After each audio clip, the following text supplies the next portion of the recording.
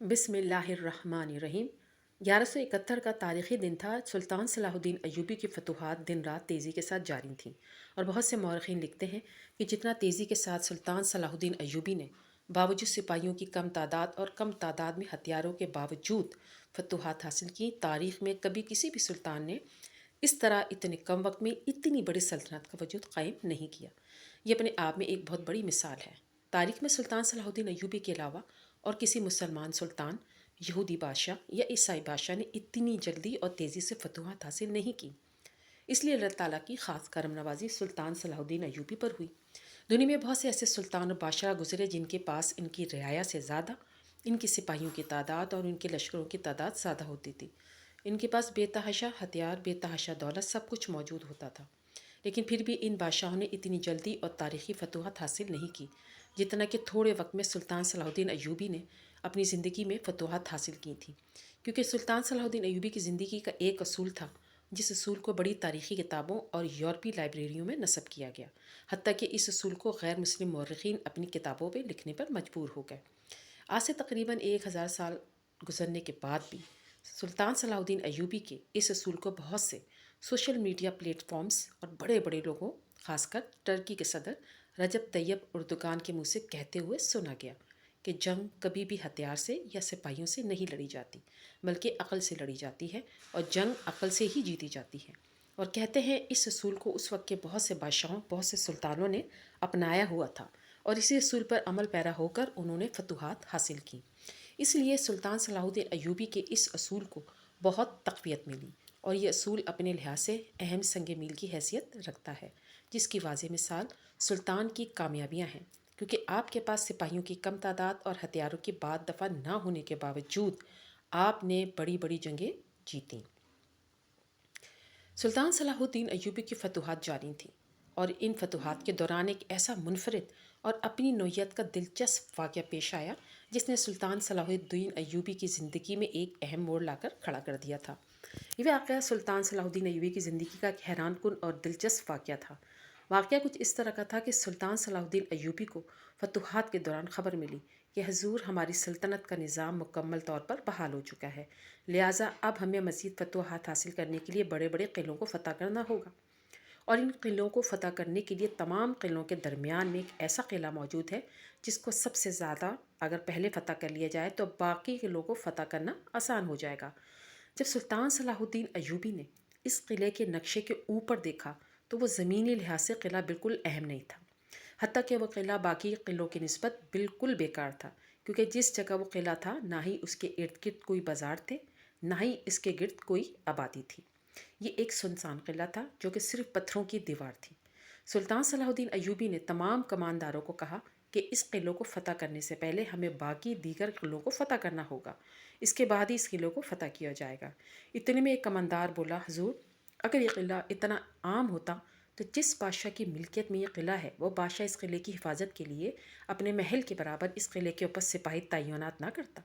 सुल्तान सिपाही की बात सुनकर कुछ सोच में पड़ गए। फिर सुल्तान सलाहुद्दीन अय्यूबी ने अपने जासूस भेजे और एक बड़ी हैरानकुन बात यह थी कि आम सी क़िले पर इतना ज़्यादा तादाद में सिपाही तैनात करना कौन सी अकल की बात है, या इसके पीछे कोई राज था।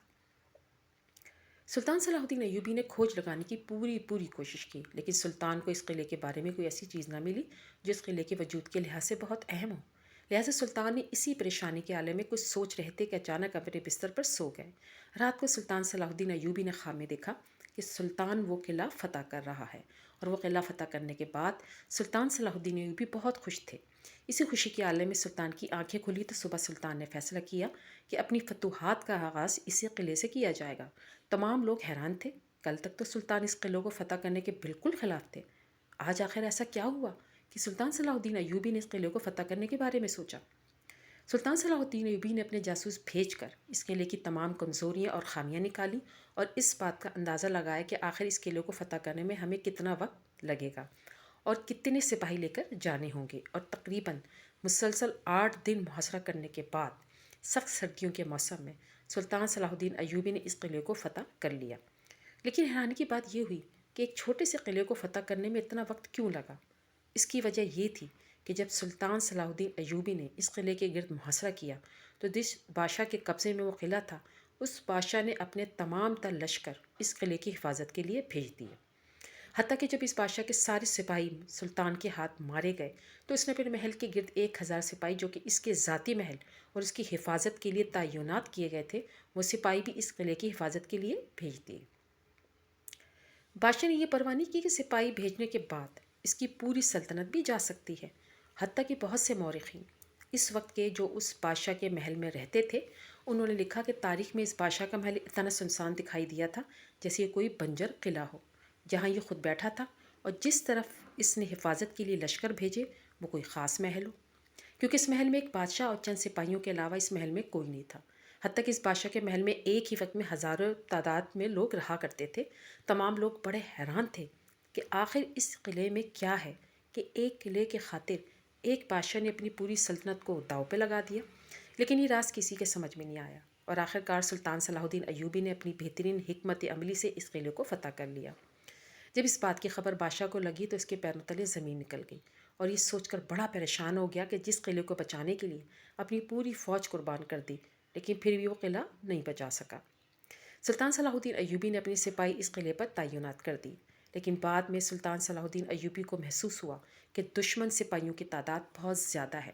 پھر آپ نے اپنی کم تعداد میں فوج ہونے کے باوجود بہترین حکمت عملی سے ارد گرد کے تمام قلعے فتح کر لیے، اور اس قلعوں کو فتح کرنے کے بعد سلطان نے تمام سپاہیوں کے حوصلے کو داد دی اور سب کو شکرانے کے نفل ادا کرنے کی تلقین کی۔ وقت گزرتا رہا۔ تقریباً جب 2 ماہ کا وقت گزرا تو سلطان صلاح الدین ایوبی کے پاس بادشاہ کا قاصد خط لے کر آیا۔ جب اس خط کو سلطان نے پڑھا تو خط میں لکھے الفاظ نے سلطان کو ایک عجیب کشمکش میں ڈال دیا۔ بادشاہ نے اپنے خط میں لکھا کہ لاکھوں مربع کلومیٹر پر پھیلی ہوئی سلطنت آپ اپنے قبضے میں لے لو، سلطان معظم، لیکن صرف یہ قلعہ میرے حوالے کر دو جس کو آپ نے فتح کرنے کے لیے 8 دن کا محاصرہ کیا تھا۔ یہ بھی خبر سلطان صلاح الدین ایوبی نے سنی تو بڑا حیران ہوا کہ آخر ان پتھروں کے گھر میں ایسا کیا راز ہے کہ ایک بادشاہ نے نہ صرف اپنی ساری فوج قربان کر دی بلکہ اب اپنی پوری سلطنت اس قلعے کے لیے قربان کرنا چاہتا ہے۔ یہ بات سلطان صلاح الدین ایوبی کو بہت پریشان کرنے لگی۔ سلطان دوبارہ کچھ سوچتے ہوئے گہری سوچ میں ڈوبے، لیکن ایک بار پھر قلعے میں گئے اور پورے قلعے کا معائنہ کیا، لیکن کوئی بھی ایسا راز سلطان کو اس قلعے میں نہ ملا جو سلطان کی سمجھ میں آ سکے۔ سلطان صلاح الدین ایوبی نے حیران اور پریشانی کے عالم میں اپنا ایک قاصد اس بادشاہ کی طرف بھیجا تاکہ وجہ پوچھ سکے، آخر اس قلعے میں کیا راز ہے جس کے لیے تم اپنی سلطنت کو اس چھوٹے سے قلعے پر قربان کرنا چاہتے ہو؟ تو اس نے کہا، یہ ایک راز ہے اور یہ راز راز ہی رہے گا جو کہ میرے سوا اس دنیا میں کوئی نہیں جانتا۔ آپ کے لیے سوائے یہ اینٹوں پتھروں کے علاوہ اور کچھ نہیں ہے۔ آپ کے لیے جگہ بالکل بیکار ہے، لہٰذا اگر تمہارا سلطان چاہے تو کتنے ہی مظلوم لوگوں کو بچا سکتا ہے اور پوری کی پوری سلطنت بغیر کسی جنگ کے حاصل کر سکتا ہے، لیکن صرف وہ قلعہ میرے حوالے کر دے۔ یہ بھی بات سلطان صلاح الدین ایوبی نے سنی تو بڑا حیران پریشان ہو گیا۔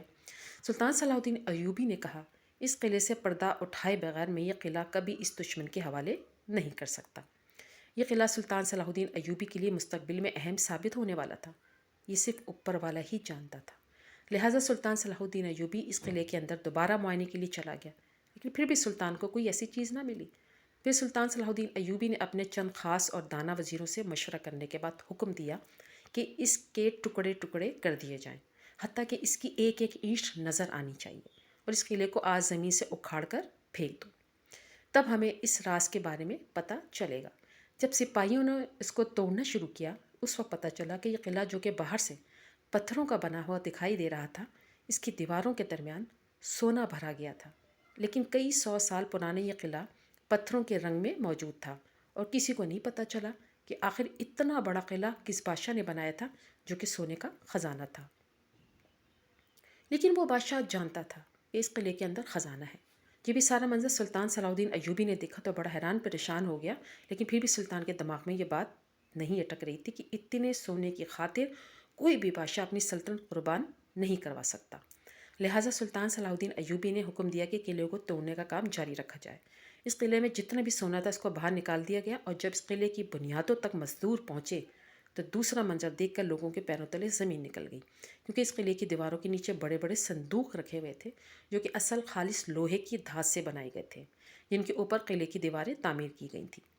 جب ان صندوقوں کو توڑا گیا، ان صندوقوں سے ایسے ایسے دستاویزات، ایسے ایسے خاص اور منفرد شکل کے خطوط ملے जिसने सुल्तान सलाहुद्दीन अय्यूबी की कामयाबियों पर आने वाले वक्त में पानी फेर देना था। हत्ता कि सुल्तान सलाहुद्दीन अय्यूबी की बहुत सी पहेलियों का जवाब इस किले की दीवारों से नीचे मिलने वाले संदूकों में था। जब सुल्तान सलाहुद्दीन अय्यूबी ने वो दस्तावेज़ात देखी तो वो मुख्तलिफ़ ज़बानों में लिखी गई थीं। सुल्तान सलाहुद्दीन अय्यूबी ने उसी वक्त हुक्म दिया कि हर ज़बान को पढ़ने वाले को बुलाओ जो हर किस्म की ज़बान पढ़ सकता हो। लिहाजा जब उनको बुलाया गया, जब उन्होंने पढ़ा और जो जो चीज़ें उन्होंने सुल्तान को बताई, वो सुनकर सुल्तान के पैरों तले ज़मीन निकल गई। सुल्तान सलाहुद्दीन अय्यूबी ने इन तमाम दस्तावेज़ात को अरबी ज़बान में तब्दील करवा दिया और सुल्तान सलाहुद्दीन अय्यूबी की सल्तनत की बहुत बड़ी बुनियाद बन गई। और उसके बाद सुल्तान को इस राज का भी पता लग गया कि आखिर एक बादशाह सिर्फ एक किले की खातिर अपनी पूरी सल्तनत क्यों कुर्बान करना चाहता था। लिहाजा सुल्तान सलाहुद्दीन अय्यूबी ने इस किले से निकलने वाला सारा सोना इन सिपाहियों में बांट दिया जिन्होंने इस किले को फतह किया, और बाकी बच जाने वाले 16 तमाम गरीबों, मिस्कीनों और ज़रूरतमंदों में बांट दिया। हत्ता कि ये भी बताया जाता है कि सुल्तान सलाहुद्दीन अय्यूबी के 8 दिन मुहासरा करने के वक्त सुल्तान के कपड़े फट गए थे, तलवार में खम आ गया था। लिहाजा सुल्तान सलाहुद्दीन अय्यूबी ने अपनी तलवार भी अपने ज़ाती पैसों से दोबारा मुरम्मत करवाई, सरकारी ख़जाने से एक सिक्का भी खर्च ना किया। और इस तरह सुल्तान सलाहुद्दीन अय्यूबी ने काफिर के दिए गए लालच से बचकर और शैतान के शर से बचकर इतनी बड़ी सल्तनत के बदले में इस किले को तरजीह दी और सल्तनत से कई गुना अहम चीज़ें हासिल कर लीं। और बाकी मौक़ों की तरह सुल्तान सलाहुद्दीन अय्यूबी ने साबित कर दिया कि तारीख़ में जितने भी सुल्तान गुजरे वो सुल्तान सलाहुद्दीन अय्यूबी से ना ही ज़्यादा बहादुर, ना ही ज़्यादा दलेर, ना ही ज़्यादा दूरअंदेश थे। और यही वजह थी कि सुल्तान सलाहुद्दीन अय्यूबी ने कम वक्त में इतनी ज़्यादा फतूहात हासिल कर ली थीं।